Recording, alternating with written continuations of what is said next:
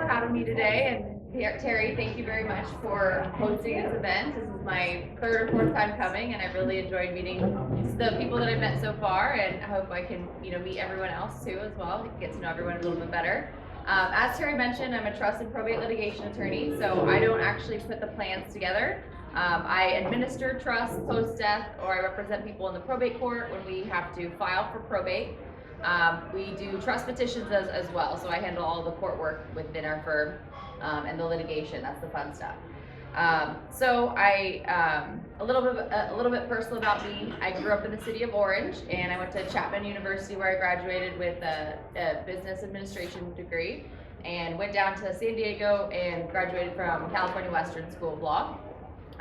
Growing up, I was really competitive. I loved competitive soccer and cross country and track. And work-wise, I worked in the mortgage industry during college and a little bit during law school. So I have sort of a financial real estate background, and I think that really helps with what we do now, which is a lot of real estate asset heavy trusts, and how to do buyouts and reverse mortgages, refinances, and things like that. And as far as my favorite types of law school classes, I also graduated just towards like the income tax classes and real property classes and things like that. So, this area of law really fits well with my background. Today I wanted to present on just how we can use trusts and estate planning to plan for and negotiate in the pre-marital and post-marital settlement agreements and pre-marital agreements. So one caveat, I'm not a family law attorney, and I don't pretend to give any family law advice. I know how to spot the issues, family law issues, and then we refer to and work with family law attorneys and mediators and therapists to make sure that we have a comprehensive strategy to present to our clients and to help them get through that divorce. So there's a few different stages that I wanted to cover. The first is why we put the trust together in the first place. I just wanted to briefly touch upon having your assets in a trust is the only way to avoid a probate proceeding upon your death. The new legal threshold limit is $184,500, and that's anyone in the state of California who dies after April 1st, 2022. If you have assets that exceed that amount, that's the gross collective value of all your assets. If they exceed $184,500, then a probate proceeding would probably be necessary to transfer those assets to your heirs. The only way to avoid that is to have your assets in a trust. There are some assets that are kept outside of that threshold limit, like assets in joint tenancy, those with like beneficiary designations, like life insurance and retirement accounts and things like that. But if you own a home in the state of California, it's definitely going to be over $184,000. And that needs to be in a trust. Also businesses, if you have a business, LLC or an S Corp or C Corp, you need to make sure that it's held in a trust so that your heirs and your family can access the business assets upon your passing. So that's upon death. Having a trust and a well done estate plan actually protects you during your lifetime too. I talk to people all the time. They're like, "Oh, I'm only 40. I don't need to put a trust together. I own a home, but I'm young. I don't need it." Well, having a trust and having the estate plan and all the documents that make up your estate plan, like the power of attorney, the advanced healthcare directive, that's also going to protect you from being at risk of needing a conservatorship. So conservatorships are kind of a hot topic right now. They were a couple months ago with Britney Spears having a conservatorship and being released from it. I don't know if it was the right idea based on her Instagram videos, but that's a topic for another discussion. But basically, a conservatorship, a conservator it needs to be appointed by the court if you have assets in your individual name that no one can manage, right? So that's that house, right? One person will own a home and they are in a car accident and they don't have the capacity to sign over a deed or sign over a refinance document to get the cash out they may need for their medical bills. So in that situation, that somebody has to petition the court and ask to be appointed as a conservator. Had that house been held in trust and had they had the power of attorney and advanced healthcare directive, you actually don't need a conservatorship at all, because you just activate those documents with a couple more signatures, and then you avoid the conservatorship during your lifetime. So those are the two reasons why you should really put together a plan. And anyone really over the age of 18, even if you don't have assets, we do recommend that you at least have a simple will, the healthcare directive, and your durable power of attorney. You know, that's kind of the basic, the bare minimum estate planning that needs to be done with you turning 18. So we do a lot of planning for couples who are about to get married, who want to keep some of their assets separate for one reason or another. Some of these reasons include maybe liability protection, right? Maybe one spouse has a practice, a medical practice or a dental practice, and they want to insulate that practice from liability exposure and not risk their personal assets and their family's personal assets to liability exposure. So if the business was sued, you know, we want to insulate the business. So that'd be one reason why we put together like a premarital agreement to make sure that that business is a separate property asset, you know, during your lifetime, and then it would have some sort of, you know, it would eventually, the assets would be paid into the trust upon death, but not during marriage. And another popular one is people getting married for a second time, especially if they have children from a previous marriage. We do a lot of premarital agreements for them and premarital planning.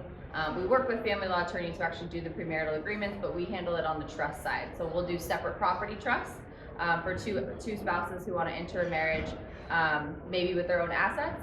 And I looked at the statistic. People now are getting married. The average age of people getting married are in their 30s, where 30 years ago the average age of people getting married was in their 20s, right? So people are starting to work prior to marriage and starting to accumulate assets, acquire assets prior to marriage, and there's more people entering marriage with assets. So doing separate property trusts that are sort of reciprocal, that allows spouses of this nature to keep their assets separate, really has answered and achieved a lot of our clients' goals that way.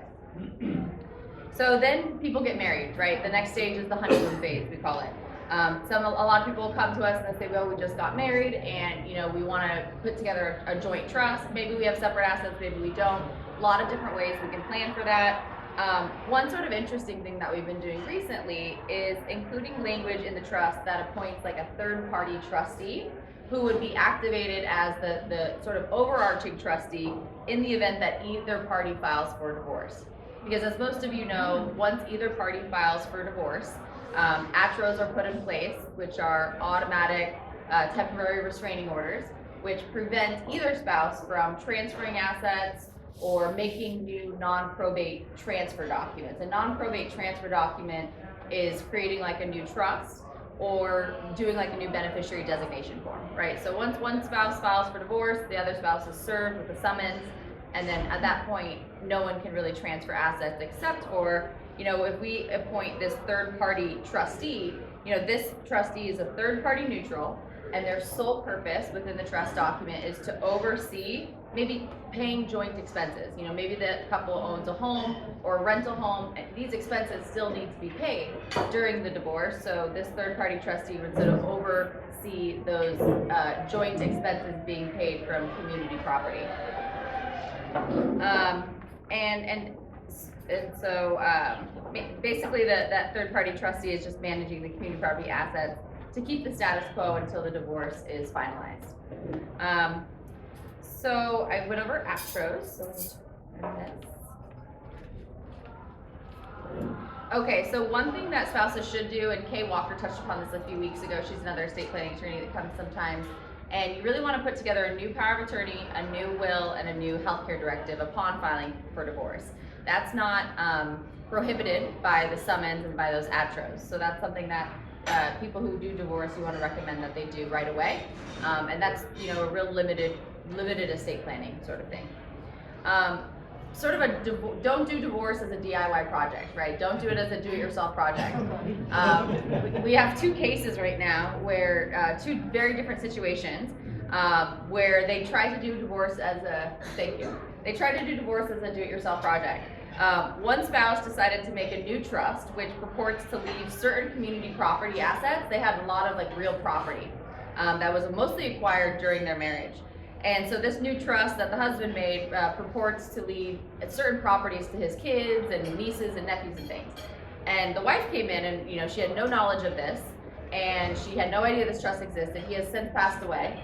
And so, you know, she's looking for legal guidance. Well, because he did not get her written express permission to make this new trust and to transfer, he actually got recorded deeds and things too.